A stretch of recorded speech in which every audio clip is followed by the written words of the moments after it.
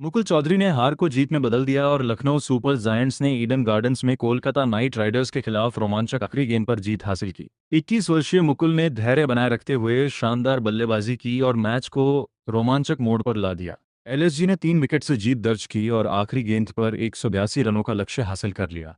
LSG को आयुष बदोनी का भी धन्यवाद देना चाहिए, जिन्होंने 34 गेंदों में 54 रन बनाकर पारी को संभाला, जबकि दूसरे छोर पर विकेट गिरते रहे।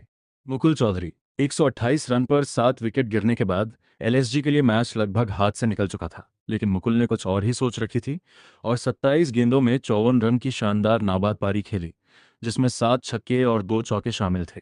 मोहम्मद शमी के आउट होने पर मुकुल 6 गेंदों में 2 रन बनाकर खेल रहे थे और 2 ओवर बाद ही उन्होंने 16 गेंदों में 26 रन बना लिए। अरोरा की गेंद पर एक छक्का और एक चौका और त्यागी की गेंद पर 2 छक्कों की बदौलत उनका लक्ष्य 12 गेंदों में 30 रन का हो गया। राजस्थान के 21 वर्षीय विकेटकीपर ने स्ट्राइक अपने पास रखते हुए एलएसजी को जीत के करीब ले जाने की अच्छी कोशिश की। कैमरन ग्रीन द्वारा फेंके गए 19वें ओवर में मुकुल ने 2 छक्के और एक चौका लगाकर 16 रन बनाए। आवेश ने पहली गेंद पर 1 रन लेकर अच्छा प्रदर्शन किया, जिससे मुकुल को 5 गेंदों में 13 रन बनाने थे। मुकुल ने लेग साइड बाउंड्री की ओर छक्के लगाने का सिलसिला जारी रखा और वैभव की गेंद पर एक और छक्का लगाया। गेंदबाज ने कुछ गेंदों को वाइड रखने की अच्छी कोशिश की, लेकिन नंबर 7 के बल्लेबाज ने ऑफ साइड के ऊपर से कलाई का शानदार छक्का लगाकर 26 गेंदों में अपना अर्धशतक पूरा किया और आखिरी गेंद पर सिर्फ 1 रन की जरूरत रह गई। वैभव ने आखिरी गेंद को मुकुल के हिटिंग रेंज से बाहर रखा, लेकिन बल्लेबाजों ने एक 22 रन हासिल कर लिया, क्योंकि विकेटकीपर अंकुश रघुवंशी स्टंप्स पर गेंद नहीं मार पाए। एलएसजी के लिए मैच जीतने के बाद मुकुल ने आसमान की ओर प्रार्थना की और जीत का जश्न मनाने के लिए मैदान में मौजूद सभी खिलाड़ी दौड़ पड़े। पहले ओवर में शमी की स्विंग होती गेंदों का सामना करने में संघर्ष करने के बाद फिन एलन ने प्रिंस यादव के खिलाफ दूसरे ओवर में 2 चौके लगाए, लेकिन एक बड़ा शॉट खेलने की कोशिश में बल्ले का ऊपरी किनारा लगा और थर्ड मैन पे बाउंड्री रोप के पास दिग्वेश राठी ने कैच पकड़ लिया। हालांकि देखने से ऐसा लग रहा था कि कैच साफ तरीके से नहीं पड़ा गया था। तीसरे अंपायर ने इसे साफ कैच करार दिया, लेकिन बाद में कई रिप्ले देखने पर पता चला कि बाउंड्री पैड से गेंद का हल्का सा संपर्क हुआ था, जो थोड़ा सा हिल गया था। इस मैच से पहले अजिंक्य रहाणे के पावर प्ले के बाद और स्पिन गेंदबाजों के खिलाफ स्ट्राइक रेट पर सवालिया निशान लगा हुआ था। 2023 से लेकर आज तक आईपीएल में स्पिन गेंदबाजों के खिलाफ उनका स्ट्राइक रेट 119.93 और मध्य ओवरों में 124.16 रहा है। केकेआर के कप्तान ने अपनी इस कमी को सुधारने की कोशिश की। उन्होंने पावर प्ले में स्पिन गेंदबाजों पर हमला बोलते हुए एम सिद्धार्थ की गेंद पर छक्का और राठी की गेंद पर 2 चौके लगाए। इसके बाद भी उन्होंने अपनी रफ्तार धीमी नहीं की और आवेश खान की गेंद पर बल्ले से नियंत्रण खोने के बावजूद छक्का दाग दिया। रघुवंशी की शानदार बल्लेबाजी से भी केकेआर को फायदा हुआ और टीम ने आधे ओवर तक 98/1 का स्कोर बना लिया। रहाणे 11वें ओवर में राठी की गेंद पर आउट हो गए। तीसरे अंपायर को शमी द्वारा कैच की सफाई की पुष्टि करने के लिए कई बार प्ले देखना पड़ा।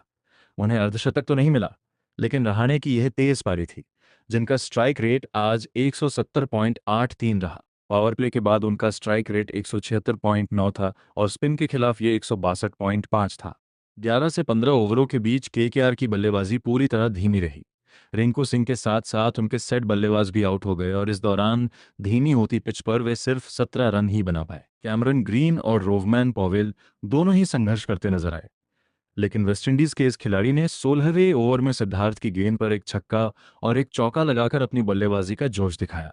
ग्रीन का पहला चौका उनकी पारी की 15वीं गेंद पर प्रिंस की गेंद पर आया, जिन्होंने 17 रन दिए। पॉवेल ने भी एक चौका और एक छक्का लगाया।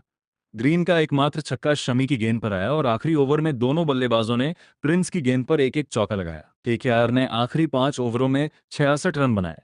एलएसजी और केकेआर लगभग बराबरी पर थे और पावर प्ले में दोनों ने 56 रन बनाए। हालांकि इस दौरान उनके सलामी बल्लेबाजों के विकेट गिर गए। एडन मार्कराम और मिशेल मार्श ने तेज शुरुआत दी, लेकिन दोनों 5वें ओवर में वैभव अरोरा की शॉर्ट गेंदों पर आउट हो गए। 8वें ओवर तक एलएसजी का स्कोर 72 रन पर 2 विकेट था। उस समय केकेआर से 2 रन पीछे ऋषभ पंत और आयुष बडोनी ने एक स्थिर साझेदारी निभाई। इस सीजन में पहली बार गेंदबाजी करते हुए ऑस्ट्रेलियाई गेंदबाज को 9वें ओवर की शुरुआत में लाया गया और उन्होंने धमाकेदार शुरुआत की। पंत ने पुल शॉट खेलने की कोशिश में गलती की और एलएसजी के कप्तान को 10 रन पर आउट कर दिया। निकोलस पूरन ने उसी ओवर में छक्का लगाया, लेकिन कुछ ही देर बाद त्यागी ने उन्हें पवेलियन भेज दिया। इसके बाद अनुकूल रॉय ने अब्दुल समद को भी आउट कर दिया। बडोनी ने 33 गेंदों में अर्धशतक बनाकर एलएसजी को मैच में बनाए रखने की कोशिश की, लेकिन उनका आउट होना एक महत्वपूर्ण मोड़ पर हुआ, क्योंकि अनुकूल के विकेट ने मैच का रुख केकेआर के पक्ष में मोड़ दिया।